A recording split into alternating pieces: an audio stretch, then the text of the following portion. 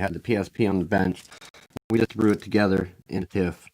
I did remove the screen, but we're actually going to put the screws in and give this thing a test run quickly to see what the situation is, because we just threw it together thinking, oh, we'll go ahead and power it up. And I had some bad cables. I brought a functional cable, so we'll actually do this live real quick. Before you go throwing your case back together, you want to find your one coarse threaded black screw that didn't come out of the back panel. We're going to go ahead and put this in our motherboard. It goes beside the square. Let's take that down beside the square. Again, this is if you're on a PSP 1000.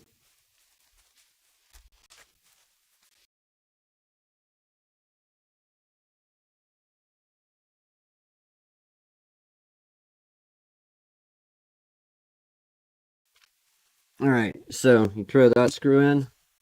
After that, this is where you want to pay attention to these little tabs on your D-pad. Whenever you put your metal shield in, this needs to be up, or you're going to suffer problems with your D-pad not working on the right hand side. You can lock your UMD drive, lock the back of it there, put that in, and then we have to put a couple screws in the shield, or the front of this. Specifically, we're looking for the small machine screws that have mine have yellow thread lock on, but depending where and when yours was built, you may have different colors. One of the small silver shiny machine screws will go there. I need one more. There's 3 total, and they should all have the same color of thread locker on them. One there, and then we have one here. It goes in this location right here, and then we have a couple other screws that hold this, complement this plate, hold it in. Another one is the one that I left back here under the warranty sticker that holds the metal shield in that place. Aside from that, we got one that we have to put there, which is going to be a non-shiny headed forced thread silver screw. And then we have the fine, some of these aren't very magnetic, so you may have trouble getting them to stick to your screwdriver. But the coarse threaded one goes there. We need one other coarse threaded screw to go through this shield, and then we have one fine thread screw left, and our shield is in. We can put our screen on and our front panel, and we're good to go.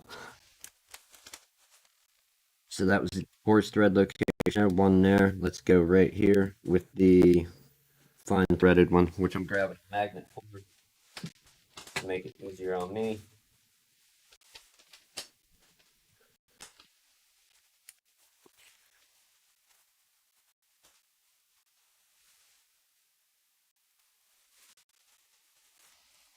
Alright, and the fine thread black screw will go in between the 2 silver ones. The coarse threaded longer screw, and then the shiny headed machine screw there. With that, we have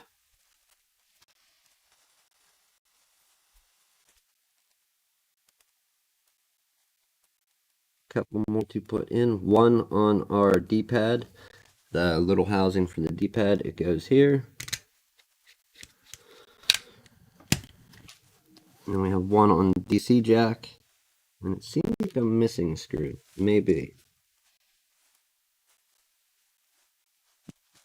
This one will go to the DC jack, and then we have one more.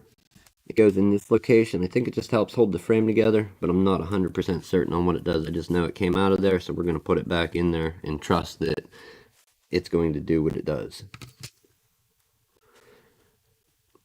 With any luck with a working USB cable, this mod worked. And we can now charge every USB as well. Alright, let's get our display cracked in and we'll be good. Alright, put that cable in first, is what I generally do. Can we see this? Yes.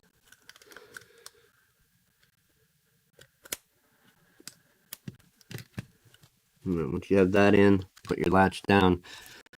Use there's on the super small one, as it is temperamental. Lift the latch. And then we're going to grab our ribbon cable and attempt to set it where it goes.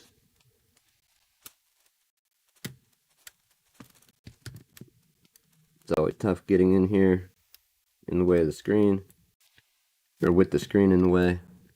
The latch is up. And with that, we should be able to pull our 3-in ribbon cable all the way in. Latch down. That is just our backlight. Alright, let's latch our screen into place. We're going to take the next step. Get your ribbon cable for your, home button assembly. Lift the latch.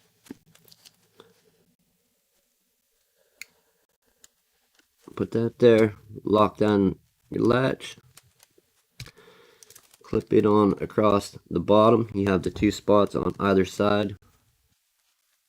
Let that focus if it does. Right here, and then on the other side under the ribbon cable you can see where it latches there.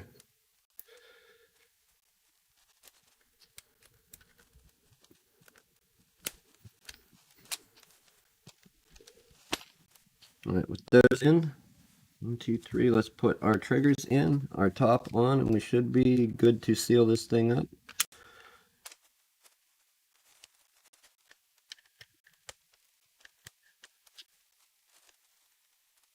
We have one button that broke off, which is our very end one, thankfully. It was this one. Any other one in the middle somewhere would probably be harder to accomplish this with. We're going to take and worry about dust at a later date. Lint, we're going for the practical. Does it work? Alright.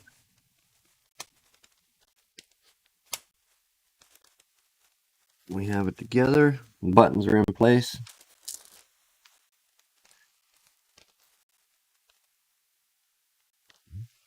BU.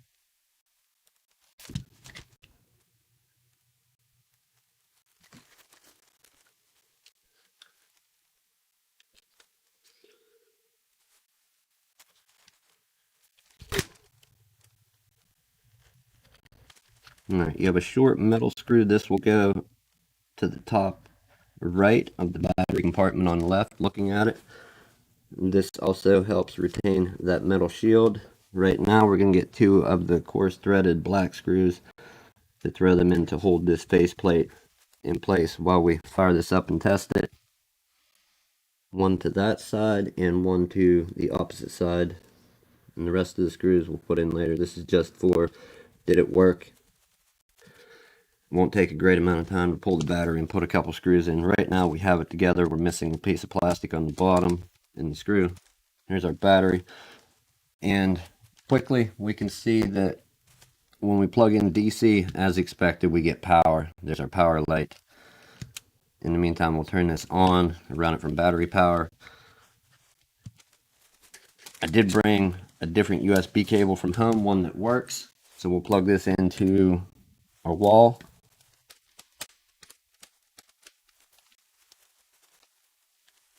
And let's hit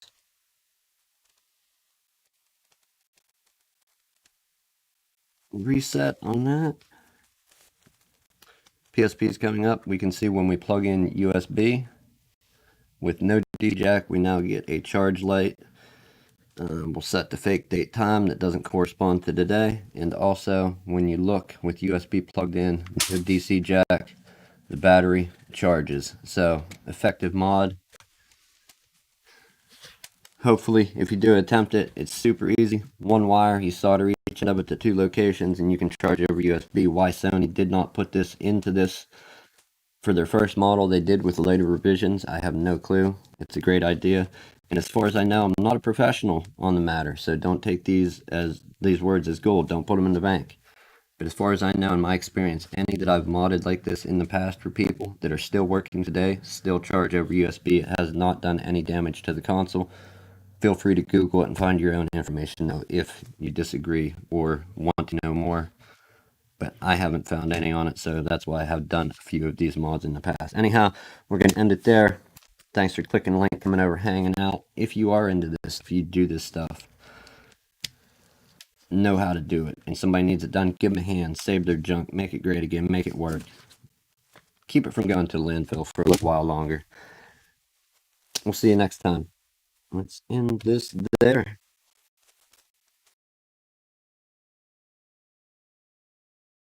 I'm going to let it mute itself. And black screen. And